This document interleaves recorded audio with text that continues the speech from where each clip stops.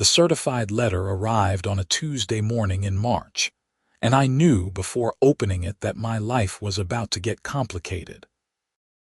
I had been living peacefully in my house in Mesa, Arizona for 3 years, minding my own business, when the Saguaro Hills Homeowners Association decided they wanted to make me their next victim. My name is Victor Quinlan, and I am a software engineer who works from home. I bought my property back in 2023, a nice ranch-style house with 4 bedrooms and a decent yard where my golden retriever, Murphy, could run around. The neighborhood was quiet, mostly retirees and young families, and I had always kept to myself. I paid my HOA fees on time, kept my lawn trimmed, and never painted my house anything crazy. I was the model homeowner, or so I thought. The letter was from some law firm in Phoenix, Henderson and Associates, informing me that I owed the HOA $12,000 in unpaid fees, fines, and penalties. My heart started racing as I read through the legal jargon. According to them, I had violated numerous community guidelines over the past 18 months. My trash cans were visible from the street on non-collection days. My lawn was half an inch too tall on multiple occasions. I had parked a commercial vehicle in my driveway, which apparently meant my work van that I used maybe twice a month for client meetings. The list went on and on, each violation carrying a fine that had apparently been accumulating with interest and late fees. The kicker was at the end. If I did not pay the full amount within 30 days, they would begin foreclosure proceedings on my property. I immediately called the HOA management company, reaching a bored-sounding woman named Carol, who told me she would transfer me to the HOA president. After being on hold for 10 minutes listening to elevator music, a sharp voice came on the line. "This is Brenda Morrison, HOA president. How can I help you?" The name fit perfectly with the attitude I was already getting through the phone. I explained who I was and asked about the letter. "Oh yes, Mr. Quinlan. Your property has been a problem for quite some time now. We have documented every single violation with photographs and timestamps. The fines are legitimate and legally binding according to our CC and Articus, which you agreed to when you purchased your home." "Brenda, I never received any notices about these violations. This is the first I am hearing about any of this. We sent emails to the address on file." "What address?" She rattled off an email that was not mine. It was close, but whoever set up my account had apparently typed it wrong. I pointed this out. "That is not my responsibility, Mr. Quinlan. You should have verified your contact information with us. Ignorance of the violations does not exempt you from the penalties." Her tone was making my blood pressure rise, but I tried to stay calm. "Look, I am happy to fix any legitimate issues, but $12,000 seems excessive. Can we work something out? The amount is what it is. You have 30 days. Good day." She hung up on me. I stood there in my kitchen, staring at my phone, trying to process what had just happened. Murphy came over and nudged my leg, sensing my stress. I scratched behind his ears and tried to think. I am not the kind of person who just accepts things without fighting back. I spent the rest of that day researching Arizona HOA laws and reading through every document I had from when I bought the house. That is when I discovered something interesting in my title documents, something I had overlooked because it seemed like standard legal boilerplate. When I bought my property, I had actually purchased more than just the lot my house sat on. The previous owner, an old man named Gerald Thompson, who had passed away shortly after I bought the place, had owned a strange collection of parcels in the neighborhood. My purchase included not just my residential lot, but also a small parcel of land at the edge of the development. According to the legal description, this parcel was approximately half an acre and sat at the northeast corner of the Saguaro Hills community. I pulled up Google Maps and started tracing property lines using the county assessor's website. It took me about an hour of cross-referencing documents, but then I found it. The parcel I owned was not empty desert land like I had assumed. It was the exact location where the Saguaro Hills HOA clubhouse stood. My hands were shaking as I verified this information 3 more times. The clubhouse, which included a community pool gym and meeting rooms that the HOA used for their monthly gatherings, was sitting on land that I owned. Not the HOA. Me. I started digging deeper into the history. From what I could piece together, Gerald Thompson had been one of the original developers of Saguaro Hills back in the early 1990s.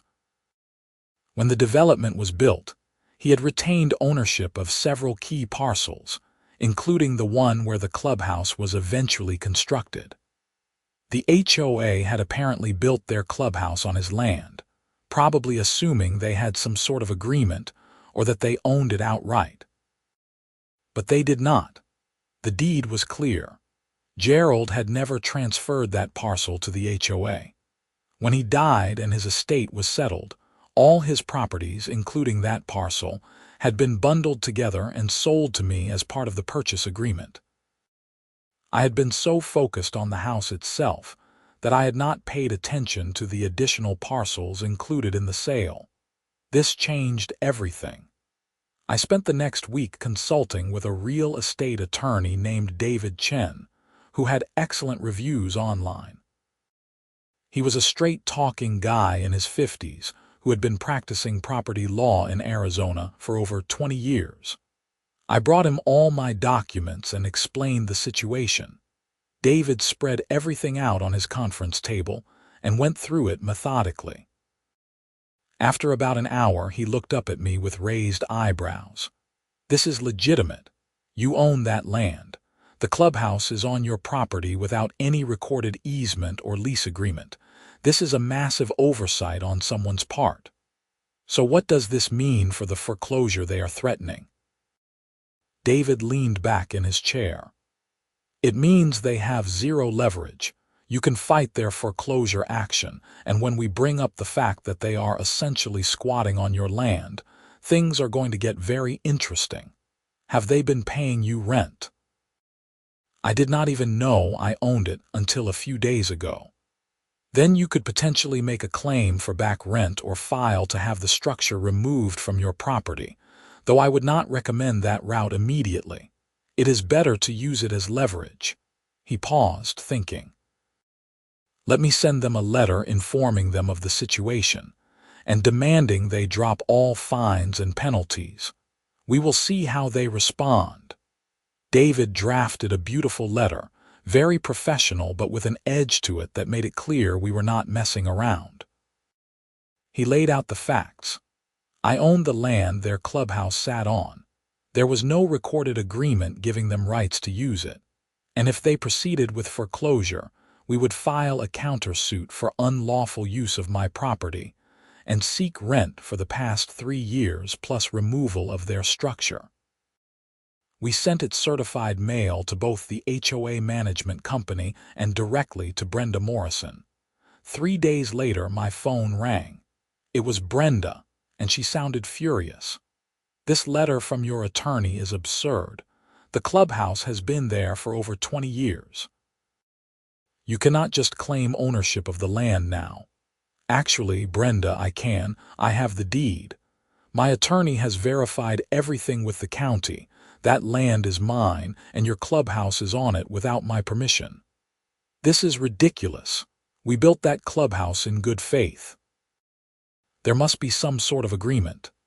If there is, my attorney could not find it on record. Maybe you should check with whoever handled the property transactions back then." She sputtered for a moment. "We will fight this. You are not going to bully this community."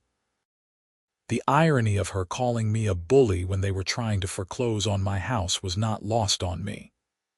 "Brenda, I am not trying to bully anyone. I just want you to drop these bogus fines and leave me alone.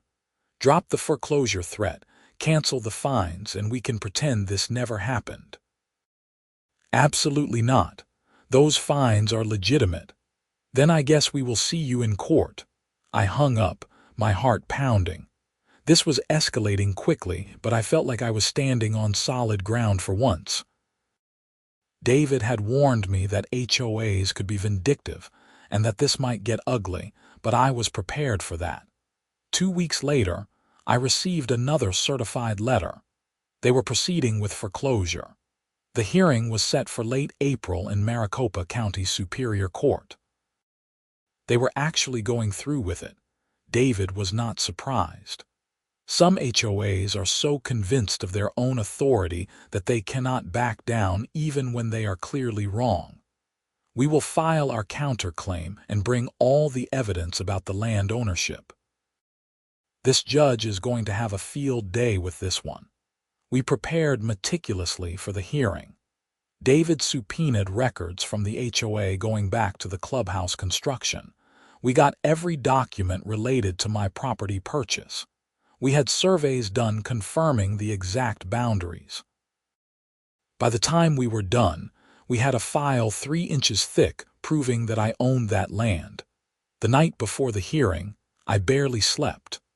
I kept running through scenarios in my head, worrying about what could go wrong. Murphy sensed my anxiety and stayed close, resting his head on my lap while I sat on the couch reviewing documents. The courthouse in Phoenix was busy when I arrived the next morning. David met me outside, looking confident in his dark suit. "Remember, let me do the talking. You are here to answer questions if the judge asks, but otherwise stay quiet and look respectful." We went through security and found our courtroom. It was a standard setup with wood paneling and the Arizona state seal behind the judge's bench. The HOA's attorney was already there, a thin man in his 40s named Richard Palmer who worked for Henderson and Associates. Sitting with him was Brenda Morrison, who glared at me the moment I walked in. Brenda was exactly what I had pictured. Mid-50s, with short blonde hair styled in that specific way that screamed, "I want to speak to your manager." She wore a beige pantsuit and had a pinched expression like she smelled something bad. Next to her was another HOA board member, a man named Gary Stevens who looked uncomfortable to be there. Judge Patricia Hoffman entered, and we all stood. She was a no-nonsense woman in her 60s with gray hair pulled back in a bun. She sat down, adjusted her glasses, and looked at the case file. "This is case number CV 2026-004892. Saguaro Hills Homeowners Association versus Victor Quinlan regarding foreclosure for unpaid fees and fines. Mr. Palmer, you are representing the HOA." "Yes, Your Honor." "And Mr. Chen, you are representing Mr. Quinlan." "Yes, Your Honor." "All right, Mr. Palmer, present your case." Palmer stood and launched into his argument. He laid out all the supposed violations I had committed, showed photographs of my trash cans being visible, my lawn being too long, and my work van in the driveway. He presented the HOA's CC and Articus, and argued that I had signed a legally binding agreement to follow all rules and pay all fines. He claimed that after repeated attempts to collect the money, the HOA had no choice but to pursue foreclosure. It was all very convincing if you did not know the full story. Judge Hoffman listened carefully, occasionally making notes. When Palmer finished, the judge turned to David. "Mr. Chen, your response." David stood, and I could see he was ready. "Your Honor, while my client disputes the validity and amount of these fines, particularly given that he never received proper notice due to an incorrect email address in the HOA's records, that is not the primary issue today. The issue is that the HOA has no standing to foreclose on my client's property because they are currently occupying his land without permission or compensation." Brenda made a sound like a strangled gasp. Palmer's face went pale. Judge Hoffman leaned forward. "Excuse me. What land are we talking about?" David presented our documents. "Your Honor, when Mr. Quinlan purchased his property in 2023, the sale included multiple parcels. One of those parcels, parcel number 502-18-094, is a half-acre lot located at the northeast corner of the Saguaro Hills development. The clubhouse that serves as the HOA's primary facility sits entirely on this parcel. My client owns that land outright with a clear deed filed with the county." He handed copies to the judge and to Palmer, who looked like he was going to be sick. "Furthermore," David continued, "we have found no recorded easement, lease agreement, or any other document giving the HOA permission to occupy this land or construct buildings on it. They have been using my client's property without authorization for 3 years, and before that, they were using the previous owner's land, also apparently without proper authorization." Judge Hoffman was reading through the documents carefully. "Mr. Palmer, is your client aware of this situation?" Palmer was frantically whispering with Brenda, who was shaking her head. "Your Honor, we need a moment to review these documents. Take your time." The courtroom was silent except for the whispered conversation happening at the HOA's table. I watched Brenda's face go from angry to confused to pale. Gary looked like he wanted to be anywhere else. After about 5 minutes, Palmer stood. "Your Honor, this is the first we are hearing of this claim. We would like to request a continuance to investigate these allegations." "They are not allegations, Your Honor," David interjected.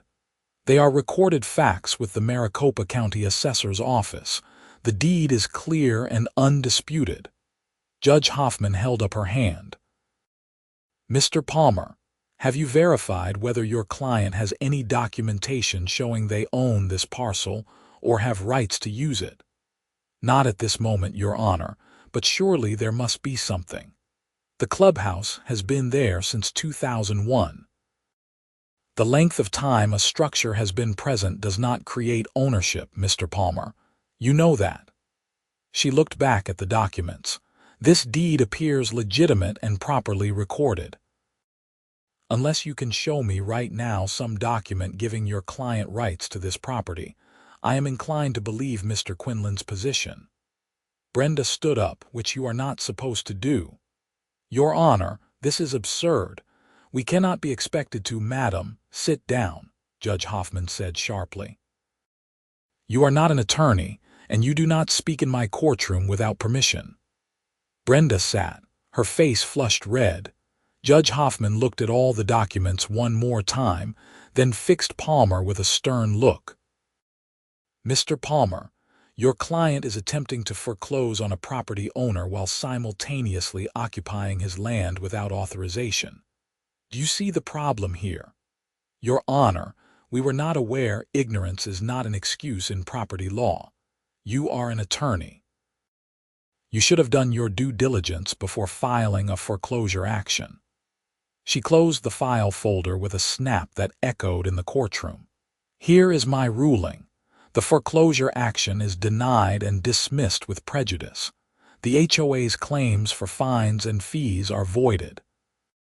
Furthermore, I am ordering the Saguaro Hills Homeowners Association to immediately cease any collection activities against Mr. Quinlan for these alleged violations." I felt my chest relax for the first time in weeks, but Judge Hoffman was not done. "Additionally, I am giving the HOA 30 days to either present clear documentation showing they have legal right to occupy parcel 502-18-094, or to negotiate a formal agreement with Mr. Quinlan regarding the use of his land. If neither occurs, Mr. Quinlan will have the right to pursue whatever legal remedies he deems appropriate regarding the unauthorized use of his property. Is that clear?" "Yes, Your Honor," David said, barely suppressing a smile. Palmer nodded weakly. "Yes, Your Honor. This case is closed." "Next case. We stood as the judge left. I wanted to cheer but maintained my composure. David shook my hand. That went about as well as it possibly could have. Across the room, Brenda was standing rigid, staring at me with pure hatred. Palmer was packing up his briefcase quickly, probably calculating how much this was going to cost his firm. Gary just looked exhausted. As we walked out of the courtroom, Brenda followed us into the hallway. "This is not over," she hissed at me. "Actually, Brenda, it is. You heard the judge." "Leave me alone. You are destroying this community. That clubhouse serves hundreds of families." David stepped between us. "Mrs. Morrison, I suggest you refrain from harassing my client. Any further contact should go through me. Here is my card." She snatched the card and stormed off, her heels clicking angrily on the marble floor. I thought that would be the end of it. I was wrong. 2 days after the hearing, I came home from grocery shopping to find my driveway blocked by an HOA landscaping truck. 2 workers were in my yard pulling up my hedges. I parked on the street and walked over. "Hey, what are you doing?" One of the workers, a young guy in his 20s, looked uncomfortable. "We got a work order to remove non-compliant vegetation from this property." "Who authorized that?" "The HOA management company." I pulled out my phone and called David immediately. While I had him on speaker, I told the workers, "Stop what you are doing right now. You are trespassing and destroying my property." The worker looked at his partner nervously. "We are just doing what we were told." David's voice came through the phone. "Tell them if they do not leave immediately, we will call the police and press charges for trespassing and vandalism." That got their attention. They dropped their tools and left quickly, probably worried about getting caught in the middle of something. I took photos of the damage to my hedges and sent them to David. "This is retaliation," David said.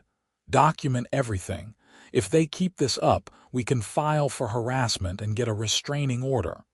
Over the next week, things got worse.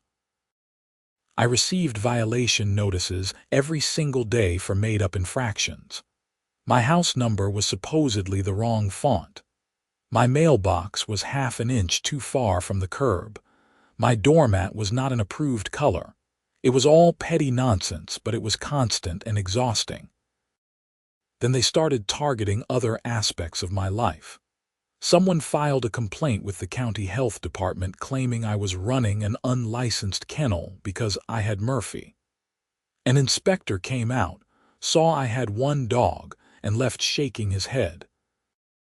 Someone reported my work van as an abandoned vehicle even though it was registered and parked in my own driveway. A police officer came by, ran the plates, and apologized for wasting my time. I knew it was all Brenda. She was on a vendetta. David sent a cease and desist letter to the HOA, warning them that we were documenting everything and would file a harassment lawsuit if it continued. That seemed to calm things down for about a week. During that quiet period, I received an unexpected visitor. It was a Saturday morning and I was working in my garage when a silver Lexus pulled up. A man in his 70s got out, dressed in khakis and a polo shirt. He looked vaguely familiar. "Victor Quinlan?" he asked. "That is me. My name is Robert Thompson. Gerald Thompson was my father." That got my attention.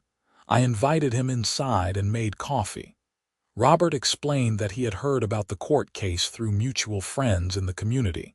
He had been living in Seattle for the past decade but still kept tabs on the old neighborhood. "I wanted to apologize," he said. "When we sold my father's properties, we should have been clearer about all the parcels involved. Dad had accumulated land all over this development over the years. He was always planning to do something with it, but never got around to it." "Did he know the clubhouse was on his land?" Robert laughed bitterly. "Oh, he knew. He and the HOA had been fighting about it for years. They built it without his permission back in 2001, just assumed they could because he was a developer. Dad tried to make them lease it properly, but they refused. Eventually, he gave up fighting and just let it sit. He figured he would deal with it eventually, but then his health declined. This explained a lot. So there was never any agreement. Nope. The HOA basically committed trespass and then tried to wait out my father. When he died, I think they assumed the land would somehow revert to them, or that whoever bought it would not notice. I am sorry you got caught in the middle of this mess. Did your father document any of his disputes with the HOA? Robert nodded. He kept everything. I still have boxes of his papers in storage in Seattle. If it would help, I can have them shipped to you. That would be incredibly helpful. We exchanged contact information, and Robert promised to send the documents. Before he left, he gave me one more piece of advice. Be careful with Brenda Morrison. She has been HOA president for 15 years and treats it like her personal fiefdom. My father used to say she was the most stubborn person he had ever met, and he dealt with politicians and contractors his whole life. The documents arrived 2 weeks later. 3 large boxes full of letters, emails, meeting minutes, and legal correspondence. I spent an entire weekend going through them with David. What we found was damning. Gerald Thompson had sent dozens of letters to the HOA between 2001 and 2015, demanding they either lease the land properly or remove the clubhouse. The HOA had responded with a mix of delay tactics, outright refusals, and in some cases, threats. Brenda Morrison's name appeared frequently, even back then. In one particularly nasty letter from 2012, she had told Gerald that adverse possession would eventually give them the land anyway, so he should just accept reality. David was gleeful when he read that. Adverse possession requires open, notorious, continuous, and hostile use without the owner's permission. But Gerald was constantly objecting, which defeats the hostile requirement. They have no claim at all. We now had proof that the HOA had knowingly built on someone else's land, and then refused to make it right for over 15 years. This was not an honest mistake. This was deliberate. The 30-day deadline the judge had set was approaching. I had not heard anything from the HOA about negotiating a lease or easement. David sent them a reminder letter, and we got a terse response from Palmer saying they were exploring their options. On day 29, Palmer called David and asked for a meeting. We agreed to meet at David's office the following afternoon. Palmer showed up with Brenda and another board member, a woman named Susan Chen, who was apparently the HOA treasurer. They all looked grim. Palmer started. We have consulted with several attorneys and reviewed all available documents. We cannot find any agreement or easement regarding the parcel your client owns. We also cannot prove adverse possession due to the previous owner's ongoing objections. So you acknowledge that Mr. Quinlan owns the land and you have been using it without authorization? David asked. Yes, Palmer said reluctantly. Brenda looked like she was chewing glass. What are you proposing? David continued. Susan spoke up. We would like to negotiate a lease agreement. The clubhouse is essential to the community, and we cannot afford to relocate it or build a new facility. We are prepared to offer fair market rent going forward. What about back rent for the 3 years my client has owned the property, plus the previous years when Mr. Thompson owned it? Palmer grimaced. We were hoping Mr. Quinlan might be willing to waive past rent in exchange for a favorable long-term lease agreement. I had discussed this possibility with David beforehand.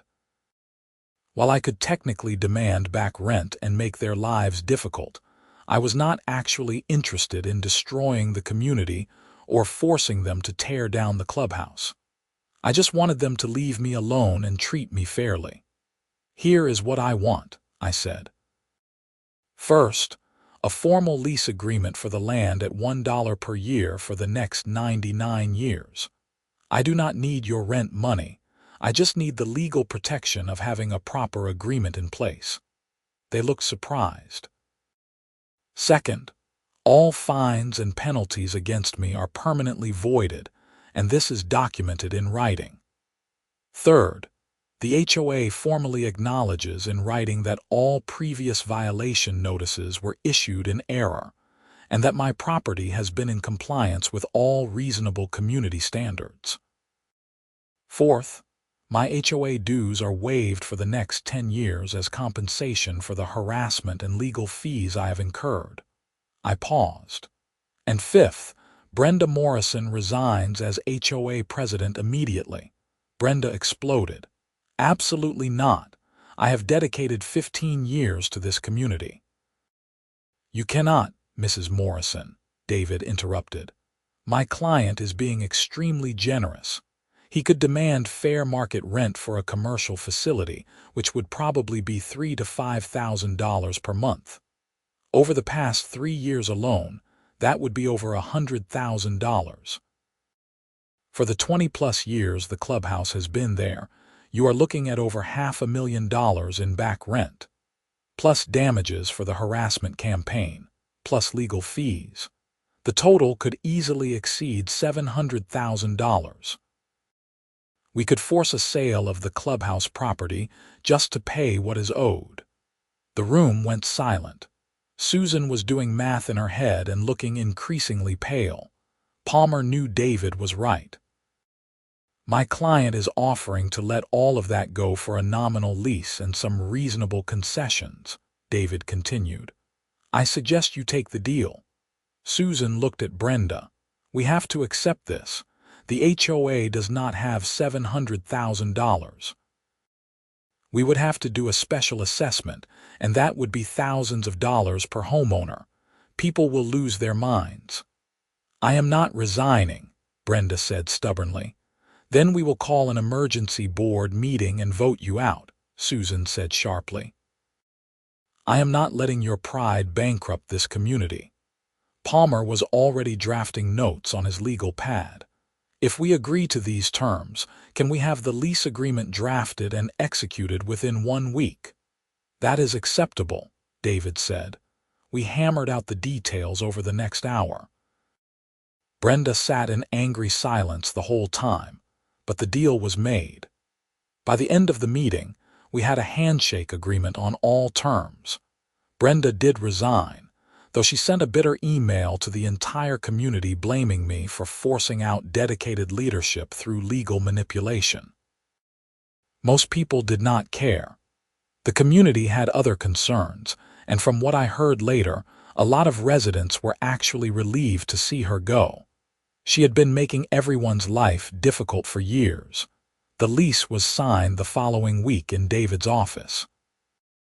It was a simple document that gave the HOA the right to maintain and use the clubhouse facility on my property for 99 years at $1 per year.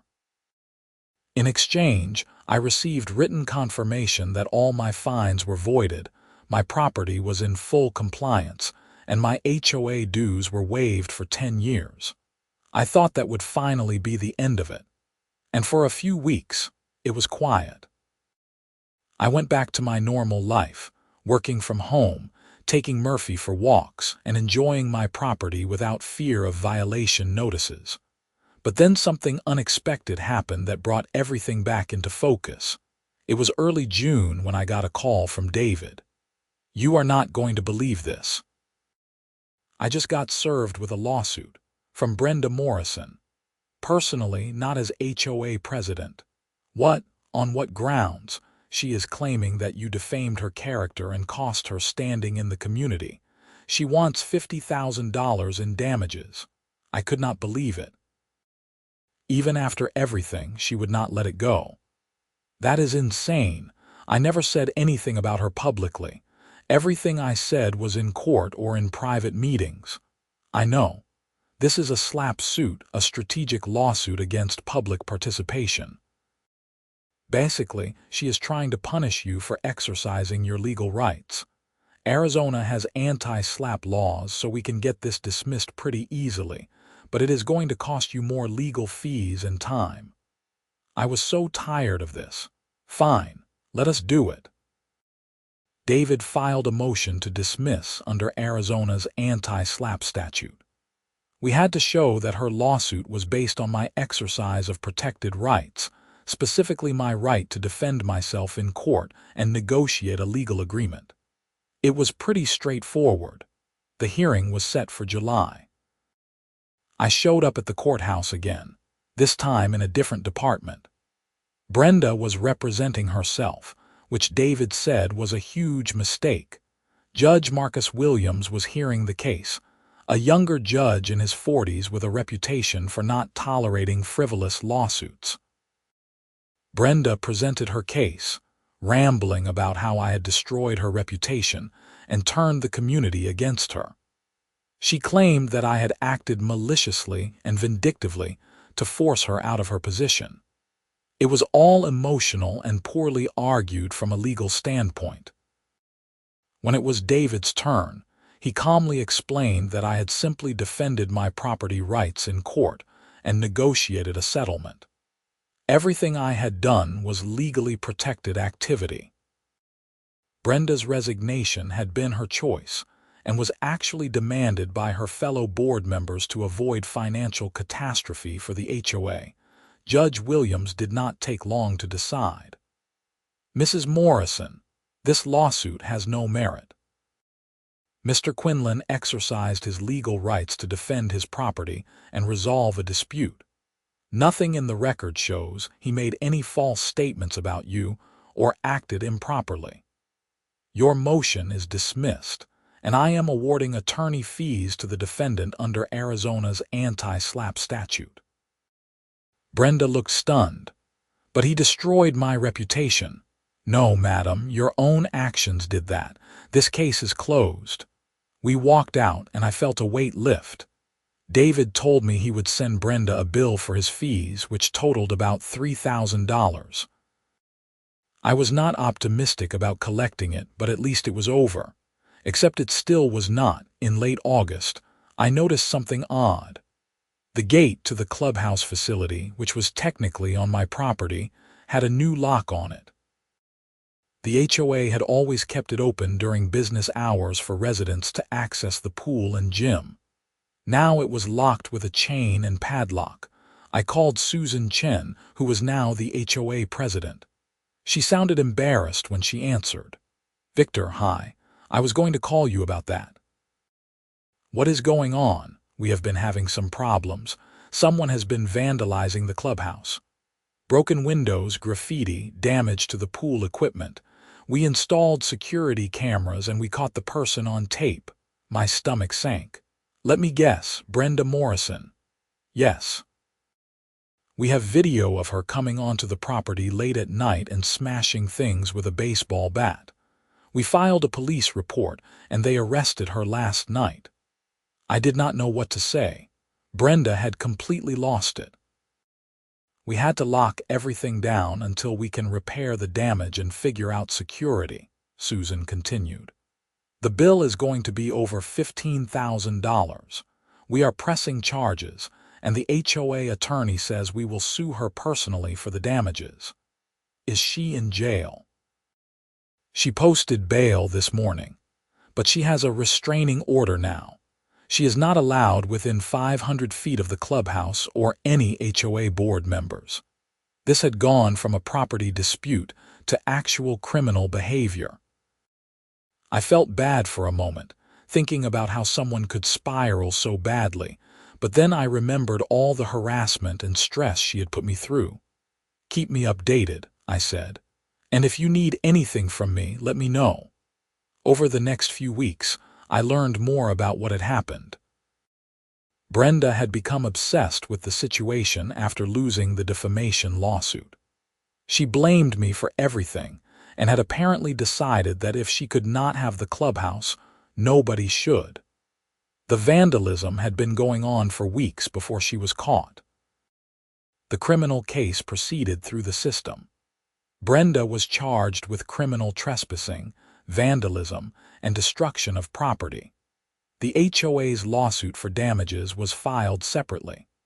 Between the criminal charges and the civil lawsuit, Brenda was looking at potential jail time and financial ruin. I felt a strange mix of emotions about it. I had never wanted to destroy anyone's life. I just wanted to be left alone. But Brenda had made choice after choice that led her to this point. She could have dropped the foreclosure action when I presented evidence of owning the land. She could have negotiated reasonably instead of retaliating. She could have accepted the generous lease terms without the vindictive defamation lawsuit. She could have moved on with her life instead of committing crimes. In September, Brenda took a plea deal. She pleaded guilty to criminal mischief and was sentenced to 6 months in jail, suspended, with 2 years probation and community service. She also had to pay restitution to the HOA for the damages. The civil lawsuit was settled out of court, though the terms were confidential. Rumor was that her homeowner's insurance ended up covering most of it. I never saw her again. I heard from neighbors that she sold her house and moved away from Mesa entirely, probably trying to start fresh somewhere else. The clubhouse was repaired and reopened in October. The HOA installed better security and hired a management company that actually seemed competent. Susan turned out to be a reasonable HOA president who focused on actual community issues rather than petty violations. In November, almost 8 months after that first certified letter arrived, I finally felt like things were back to normal. The lawsuit was dismissed, the foreclosure attempt had failed, Brenda was gone, and I had a legally binding lease agreement protecting my property rights. I was working in my home office one afternoon when Susan called me with an unusual request. "Victor, the board was wondering if you would be interested in joining the HOA board. We have an open position, and given everything you have been through, we think you would bring a valuable perspective." I laughed. "You want me on the HOA board? After all this, we need people who understand property law and are not going to abuse their authority. You proved you can stand up for what is right even when it is difficult. That is exactly what we need." I thought about it. Part of me wanted nothing to do with the HOA ever again. But another part of me realized this was an opportunity to make sure what happened to me never happened to anyone else in the community. "Let me think about it," I said. I talked it over with David, who thought it was a good idea. "You would be able to influence policy and make sure they do not pull this kind of aggressive enforcement nonsense on other residents. Plus, it would give you insight into any issues that might affect your property." After a week of consideration, I accepted the board position. My first meeting was in early December. It was strange sitting in the clubhouse on my own land, now as part of the leadership team instead of their target. One of the first things we did was review and reform the enforcement policies. We eliminated dozens of petty rules that served no real purpose, and created a clear process for violation notices that required proper documentation and multiple warnings before any fines were issued.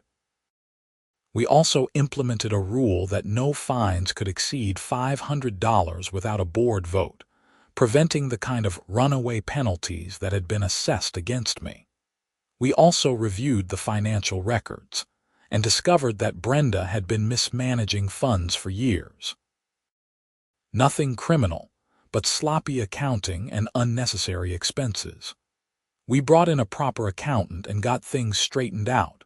By the time December rolled around, the Saguaro Hills HOA was functioning better than it had in years. Residents were happier, the facilities were well maintained, and we had reasonable rules that people actually followed because they made sense. On Christmas Eve, I was sitting on my back porch with Murphy, watching the sunset over the desert. My phone buzzed with a text from Robert Thompson, Gerald's son. Heard you are on the HOA board now. Dad would have loved that. Merry Christmas." I smiled and texted back, "Merry Christmas. Thanks for all your help." It had been a wild year. I had gone from a quiet homeowner to someone fighting off foreclosure, to discovering I owned valuable land, to battling an obsessive HOA president, to witnessing her arrest, to joining the board myself. If someone had told me in January that this was how my year would go, I would have thought they were crazy. But I had learned important lessons. Property rights matter. Documentation matters. Standing up for yourself matters, even when it is hard and expensive and stressful. And sometimes, the best way to fix a broken system is to become part of it and change it from within. I had also learned that HOAs, like any organization, are only as good as the people running them. With the right leadership, they can serve a useful purpose. With the wrong leadership, they become petty tyrants who make everyone miserable. The next HOA meeting was scheduled for January 10th. We had a full agenda including planning for spring landscaping, pool maintenance, and updating the community website. Normal, boring HOA stuff.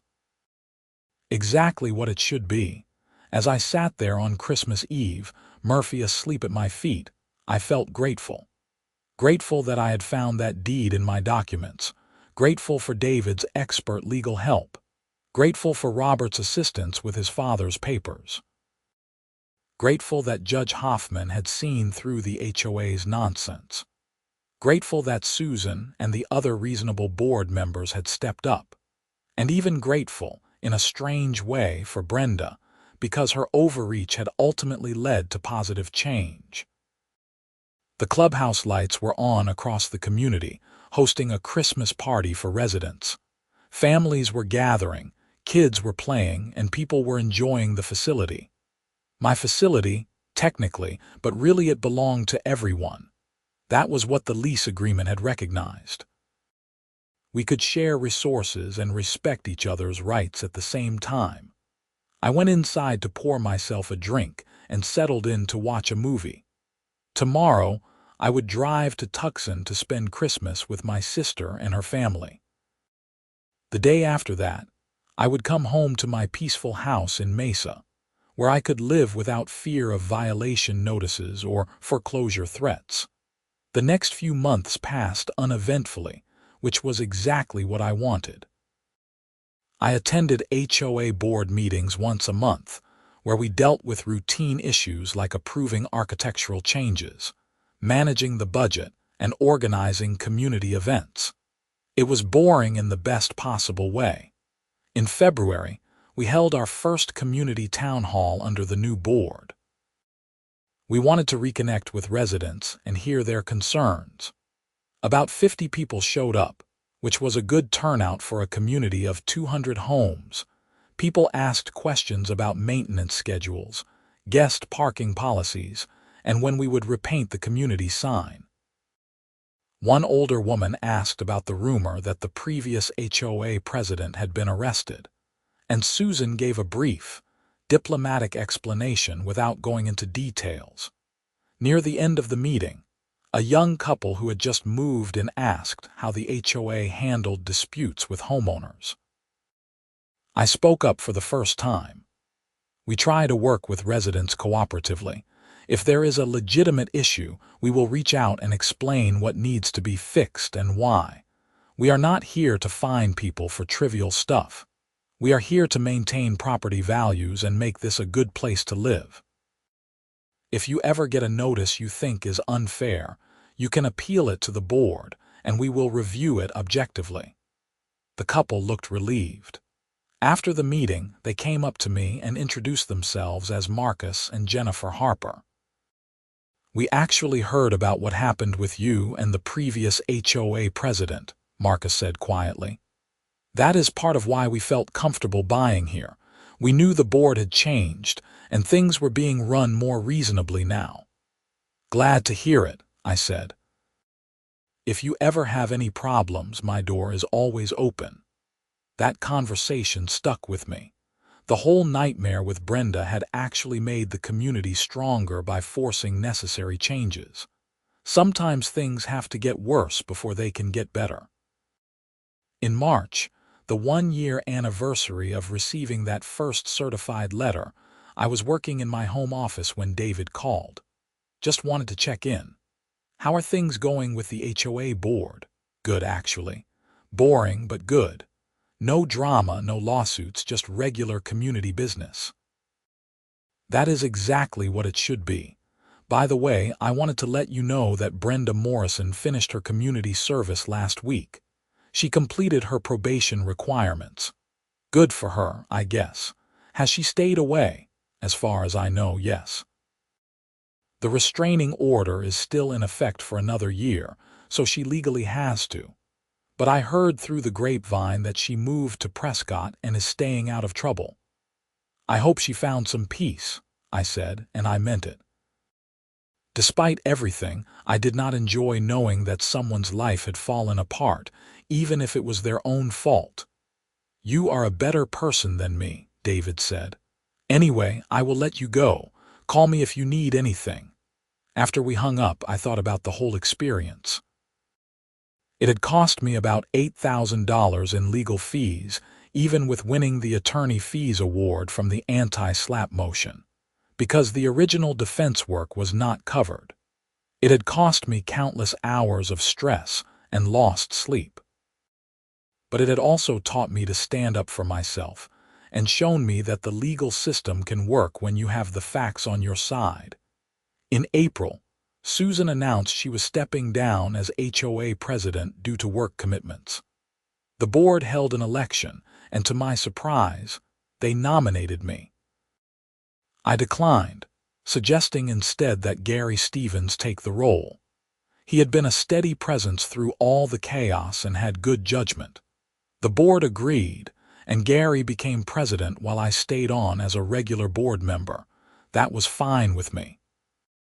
I did not need the title or the extra responsibility. I just wanted to be a voice of reason and make sure we did not slip back into the petty enforcement mindset that had caused so many problems. By summer, my life had fully returned to normal. I was working on a major software project for a client in California. Murphy was getting older but still enjoyed his daily walks, and the HOA was functioning smoothly.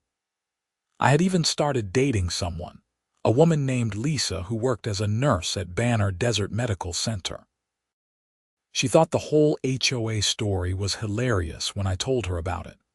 So you accidentally bought the land under their clubhouse, and they tried to foreclose on you anyway.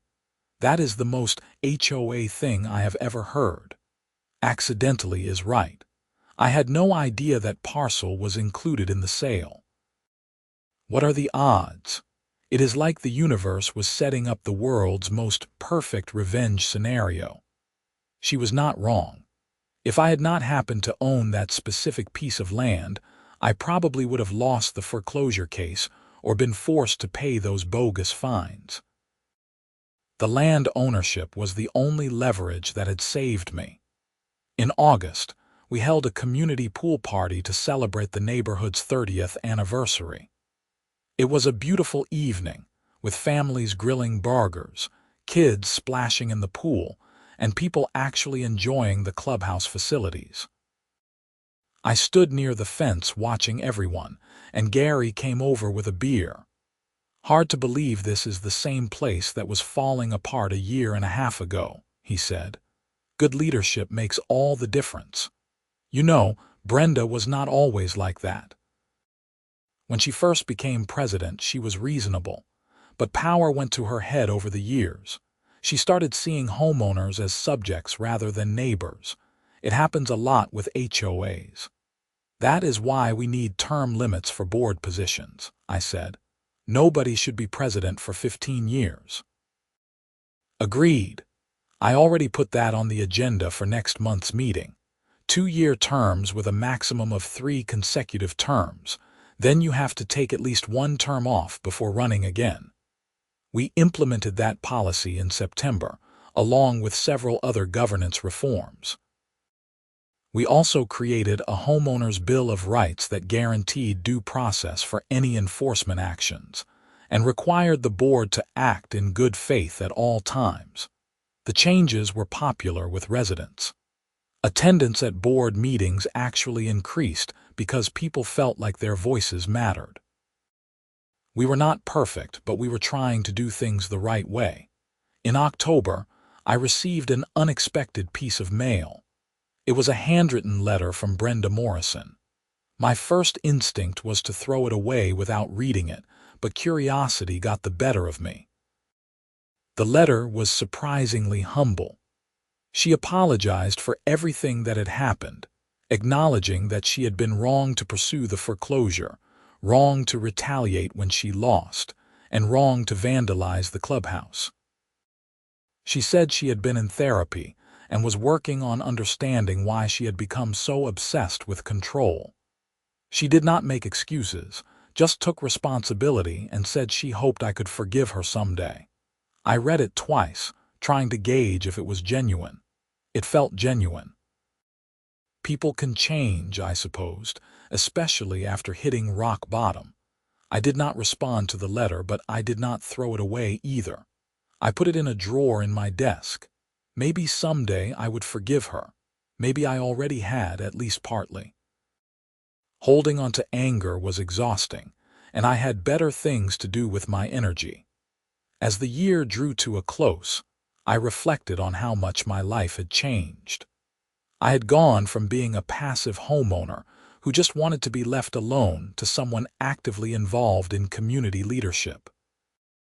I had learned about property law, HOA governance, and the importance of standing up for yourself even when it is scary. I had also learned that communities work best when everyone treats each other with respect and assumes good faith. The old HOA under Brenda's leadership had operated on suspicion and punishment. The new HOA operated on cooperation and communication. The difference was night and day. On New Year's Eve, Lisa and I attended a party at the clubhouse. It was a fundraiser for local schools, organized by the HOA and attended by most of the neighborhood. The facility was decorated with lights and streamers, and a local band was playing classic rock. As midnight approached, everyone gathered in the main room for the countdown. When the clock struck 12, the room erupted in cheers and people hugged and kissed.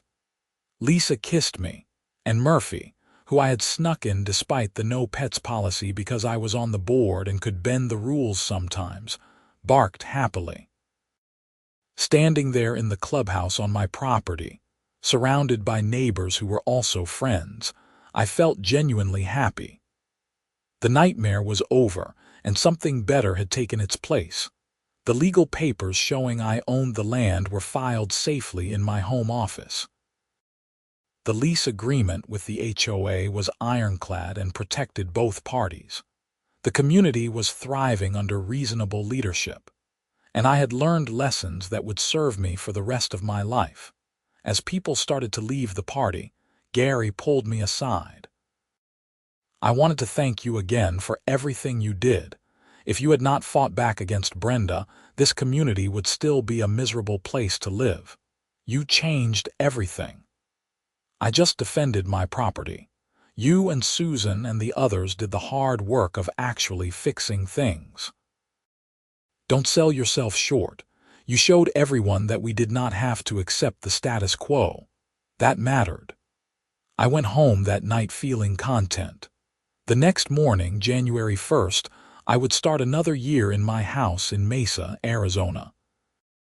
I would work on my software projects, take Murphy for walks, spend time with Lisa, and attend boring HOA meetings where we would discuss landscaping and pool maintenance. It sounded perfect. The story could end there, but there is one more thing worth mentioning. In late January, almost 2 full years after the initial certified letter, I received a package from the county assessor's office. Inside was a formal certificate recognizing the parcel where the clubhouse sat, officially designating it as a community easement with me as the property owner and the HOA as the leaseholder. It was just a bureaucratic document, but to me, it represented the end of a journey. Everything was official, legal, and settled. No more disputes, no more ambiguity, no more drama. I framed the certificate and hung it in my home office, not as a trophy, but as a reminder. A reminder that property rights matter. A reminder that documentation is important. A reminder that standing up for yourself is worth it even when it is hard. And a reminder that sometimes the best revenge is simply knowing you were right. Murphy wandered into the office and sat down next to my chair, looking up at the framed certificate with mild interest before losing interest and plopping down for a nap. To him, none of it mattered. He had food, a yard to play in, and someone who loved him. That was enough. Maybe he had the right perspective all along. I returned to my work, typing code and solving problems, just another day in my peaceful house in Mesa. The HOA left me alone. I left them alone except for my board duties. The clubhouse stood on my land, serving the community as it should. And life went on, quiet and normal and exactly as it should be. The end.